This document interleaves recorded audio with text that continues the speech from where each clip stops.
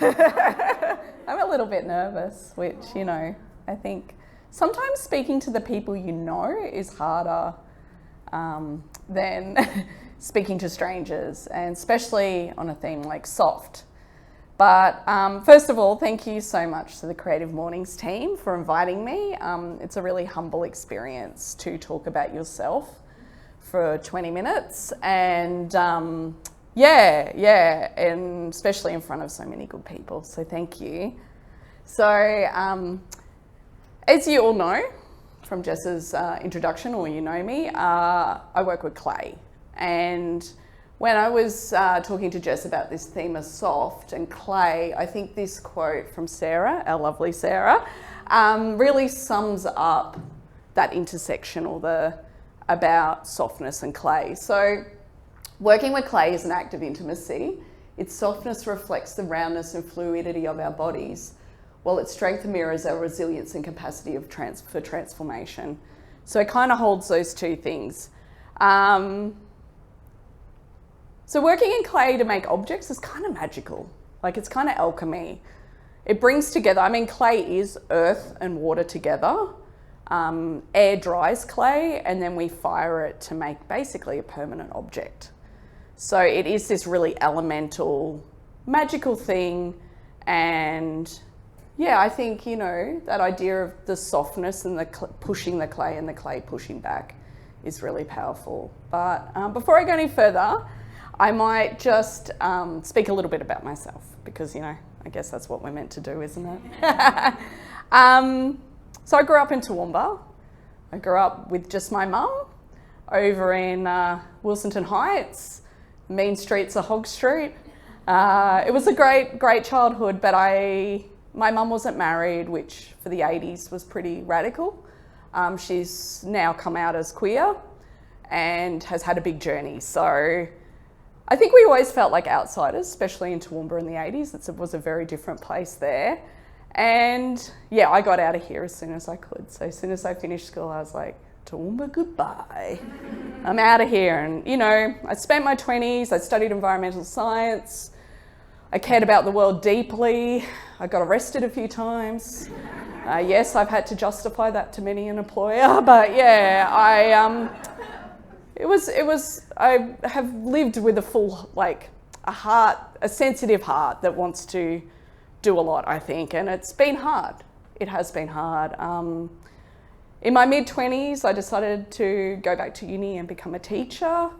It was kind of this idea of just, I'll go to the UK, do a term and then buy some land. But I actually did one of my placements with an alternative school, and I really fell in love with working with young people that the mainstream education system had rejected, often with complex trauma. I've worked with youth justice and run some education programs there. I've worked in flexi schools in those alternative settings. So I'm not sure if anyone, I think Tony, you might know this program, but there's a program that is used a lot in these settings, which is called Rock and Water. And Rock and Water is really interesting. That idea of it just kept coming into my head when I was doing this presentation. Does anyone know Rock and Water? Yeah. It's how clay's made. Water runs over rock, it breaks it down slowly and creates fine particles of clay. But when we think of rock, we think of it being the hard thing. We think of it being how we should be in the world. We should be rock, we should be strong, firm, and there's an element of that, but we also need to be water. A bit like Maddie's story, I was thinking, it's like those people that you were contacting were being rock, well, you came back with water, and often water wears down rock. So, yeah, I'm not sure where I'm really going there, but it just felt like this thing that I needed to bring, and that I felt like is a really important thing to think about the intersection of clay and how we are in the world. So I found clay when I was a bit lost. I'd moved back to Toowoomba. I was caring for my mum. She had mobility issues. And I've always had my own issues with mental health. I was diagnosed with fibromyalgia at 16. And I'm just a person who's quite sensitive. So I've lived my life like that. And, you know, in and out of hard times. But once I moved back, I think I was in my late 30s, Mum and I decided to do a wheel class at the Darling Downs Potters Club. And I kind of did it for Mum. Mum needed to get out. And, you know, she's an artist. She was a sign writer growing up. And, yeah, so I thought, oh, I'll go along with Mum and help her out. She hated it. I loved it. It was the first time I felt my brain had felt peace. Like where I'd really, you know, we talk, especially working with young people, we talk about mindfulness a lot and that idea of kind of meditation. Meditation just made me crazier, I think. It just made me get more in my head. But working with clay on the wheel, there was this flow, there was this mindfulness that I hadn't felt before. And I think for me, it felt like peace. So obviously I fell in love with it. And yeah, kept going. So I might go to the next slide. So when Jess first asked me to do this talk about clay in my life, and she said the theme was soft, I'm like, oh, I'm not soft. And I'm like, I hate this theme. But I guess it brought me to our good friend Brene Brown, our Texan friend, whose theories I came across through my cousin and I guess through a family that isn't very good at talking about themselves or being vulnerable. I think our generation is changing that, and this has been a big part. So soft, vulnerability, I feel like they're the same thing, and I think we're often brought up to see that as a weakness. But I like how Brene says, vulnerability sounds like truth and feels like courage. Truth and courage aren't always comfortable, but they're never weakness. And it's something I try, I guess, to remind myself, because I can be quite rock. And it's good to come back to that. And really, vulnerability is at the core of making art. You can't make art that talks to people without being vulnerable. And I wasn't really aware of that till I was in too deep. So, yeah. This is where I kind of started. So I did the course. I loved playing on the wheel, and I made functional work. I made cups, I made mugs, and I still do, and people love them, which is nice.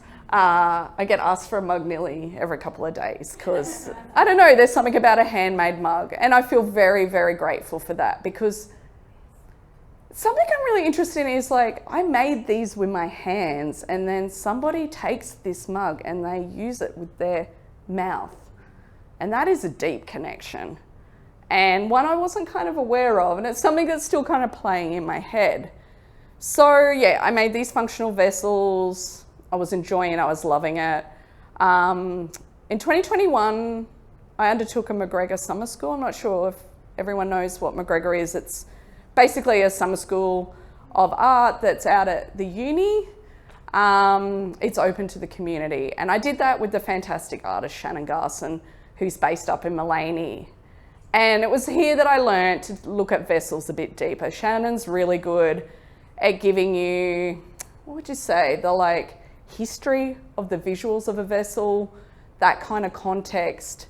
And she works a lot in surface design, which I really enjoyed. And it's about storytelling, which I really love. I love telling stories. I think that's how we connect. It's the oldest form of education in the world, is telling a story. I also fell in love with the uni ceramic studio and all the resources there. So while I was there, there was all these flyers around for new degrees that the uni was offering, and one of them was called Bachelor of Creative Arts and Community Wellbeing, which just felt really right for me. So I enrolled again, uni again, and yeah, I got into it. I really got into it. So as I went, I started developing this idea of using those vessels but telling story. Mark making to kind of express hard times. So I've had a lot of issues around my reproductive system. I had multiple operations. I've had fibroids. It's always been a challenge for me. So yeah, I started making these marks. This kind of represents scars or time. And it was these marks where I started thinking more conceptually about work and more like, what can I tell? I was also at that age where, you know, the clock was ticking if I was going to have children, if I could even have them. So, and it turned out I couldn't. And I had to have a hysterectomy. Before that though, I'd had a lot of surgeries trying to work it out. And this work's really hard. I find it hard to even look at it still. It's the kidney tray. It's a surgical, sterile object of the hospital, but I've obviously handmade it. And it's covered in iron, which represents blood. So blood was a really big part of my challenges, my loss of blood through all that was happening. So quickly move on to the next one. This is a work that I made post-hysterectomy, and it's called Cycle. It's 28 cups that represent the menstrual cycle, and it was a really interesting time for me. You know, I had this amazing relief of like, I can function for 4 weeks a month, not 3. But I also really missed this marker of time in my life. And it was a time when I was bleeding to be soft and to rest.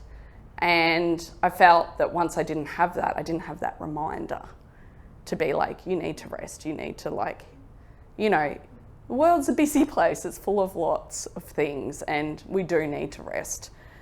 It held my grief and my relief, if that makes sense. And it's a work that I think has resonated quite well.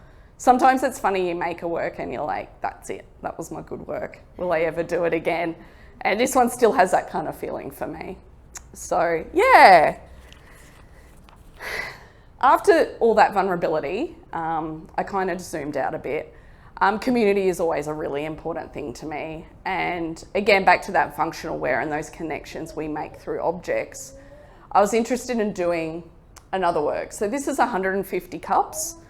I had little balls of clay, 150 balls of clay, and I just threw them. So if they collapsed, if they went wobbly, they were included. Because 150 is this number that I think he's an anthropologist, Robin Dunbar, proposes is the ideal number of connections you can have, like meaningful connections in your life. And so I was thinking about that kind of, who are my 150 people? How am I connected to them? And that was this work. Yeah. It's the cups of, I've had them on display in some galleries and have sold them. And in exchange, people need to leave a little note on who they are and how they're going to use the cup. So this work, I'm not really sure where it's going, but it feels like this kind of moving work and interactive kind of participatory work. Okay, so this next work, this was, as I've said, you know, I have fatigue. I love being out in the world, but I also burn out pretty easy, which I think a lot of us can relate to. It's that push and pull of the world. And this work, I don't know where, it just I'd kind of fallen out in love with clay. Like I just was over it. It felt like a job. It's amazing. I'd quit teaching by now. And I was committing my life to clay. And clay kind of shifted from this beautiful, mindful pastime or like special space to becoming a career. And it was uncomfortable. So I needed to do something. This is also, I think I made it in January after the Christmas markets, which I know Aurora knows. The Christmas markets when you're making functional work, it's just such a hectic time. And you do come out of it just kind of sometimes going, oh, do I even want to touch clay again? But I did. I really wanted to touch clay, and but without any outcome. So these were just, I've done a lot of, I guess, taught, and I'm very interested in conservation and land management. So when you test soil, you do something called a ribbon test, where you wet a bit of soil and you squish it between your hands, and the length of the ribbon tells you how much clay is in the soil. So it was this feeling that I kind of had known from teaching young people about soil testing, but And I loved it. And so I was like, oh, I've just got to do that. So these are my worms, all squished ribbons, and they're not fired. And there's a video of me doing it just to show that bodily process. I think with clay, you can't work with it without your body, which I feel like Jess and I've talked about this a bit. Like it engages your body, and in a world that we're so full of screens and we're so full of, I don't know, disconnection from our body, clay does bring us back. Yeah. This is some more recent work. Again, health things, good old women's health. This is called old growth. So I had the great realization that I'm in perimenopause, and I was starting to read around this and noticed that a lot of the dialogue was that women are not valuable. Once you lose your estrogen, you're not desirable, you're not contributing anything, you become the crone. Which, you know, if you go back to the old stories, crone is actually a very powerful person. But in our society, there was this crazy book written that's still around today from a gynecologist, and he says basically women become men after menopause. It's full on. So I was really angry about this. I was really angry that I hadn't been told about perimenopause. I didn't know anything. And so I made this work to be angry, but also take back a bit and go, yeah, we keep growing. Yeah, we keep contributing, but in a different way.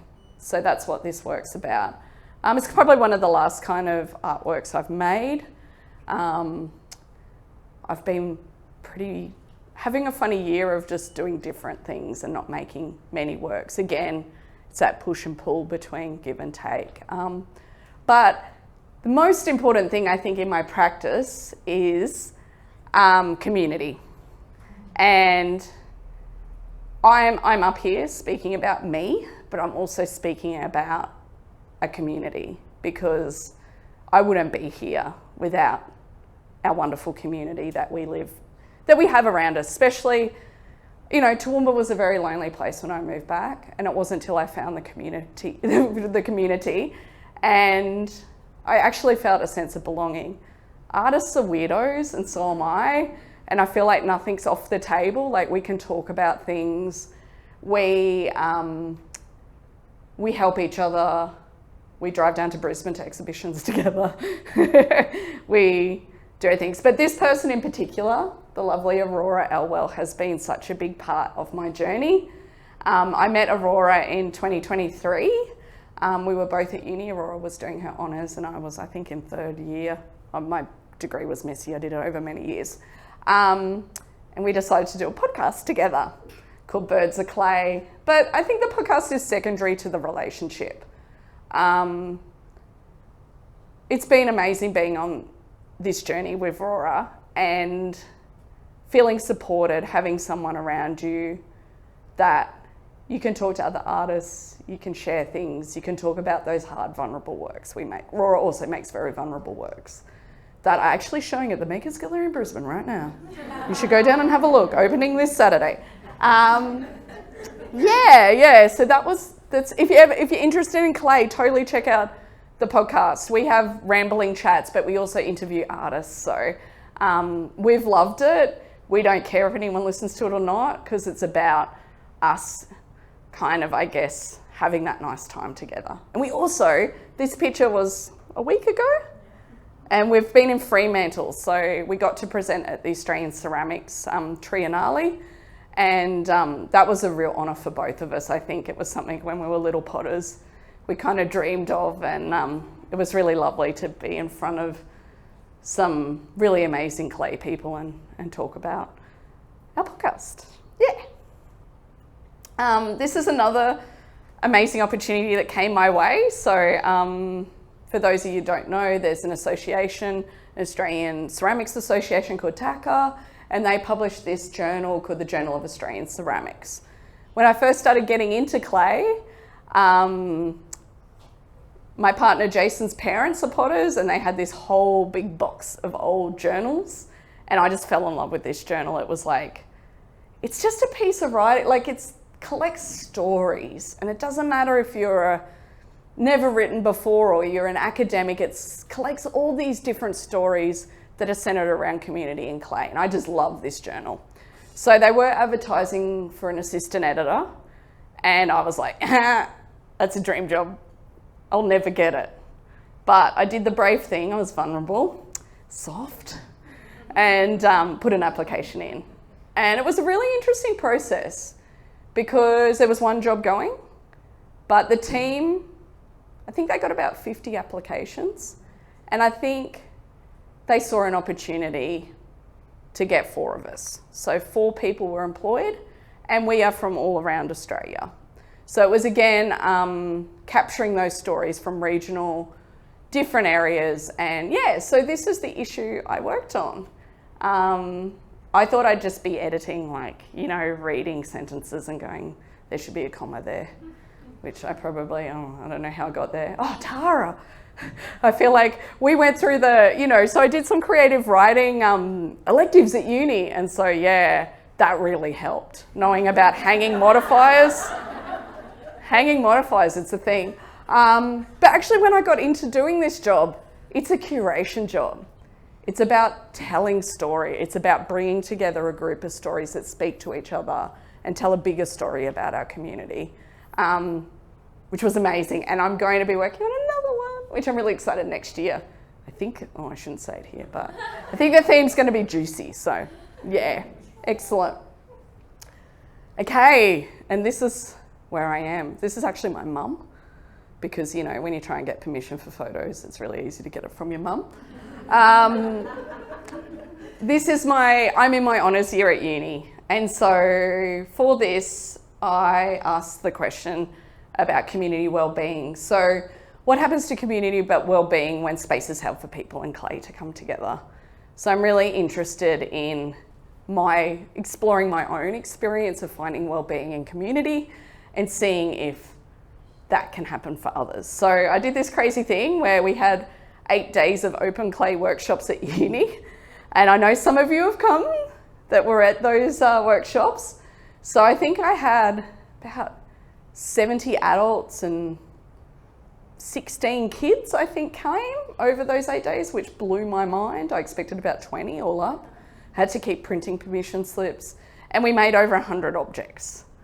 It was a really amazing experience, and I'm still it's still percolating my reflections on that. But there were a few key themes that came up. That clay is a really important material. I don't think the same outcome would have happened if I was doing drawing. That's just a feeling I've got, but I think there's something about clay that is pretty special. There was a lot of play in this space, and especially from adults, and I don't think we allow ourselves to play enough. I think we're scared of that vulnerability. So there was this beautiful play that happened, and there was also that idea of flow and focus. Like there was where's Amy?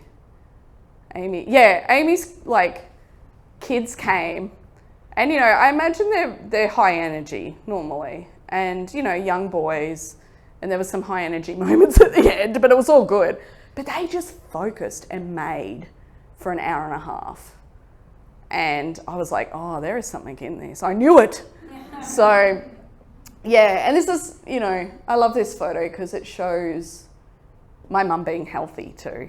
And she loves doing clay, but she has that fear of it. I mean, art, but she has a fear of it. So this is her really immersed in the process, and it's a big photo for me. And it was also that support, and yeah, so I took photos, I've collected the objects, and I'm putting reflections together. So I guess that's kind of where I'm up to. Sorry if that was a bit rambling, I feel went all over the place, but I'm wanting to do a PhD. Don't know if I should say that out loud. But I actually really love studying. I love these ideas. And I think those connections can help our community. Being an artist makes you connect with your vulnerability. You definitely need those moments of hardness. David and I were talking about it before. You know, the hard and then the soft and then the hard and then the soft. It's the rock and water, not rock and water. There's not one that's better than the other. They work together. And yeah, I think Clay's always there for me. It allows me to form it, but it also pushes back and provides a place for me to be soft, but also firm, growing and forming connection. Thank you.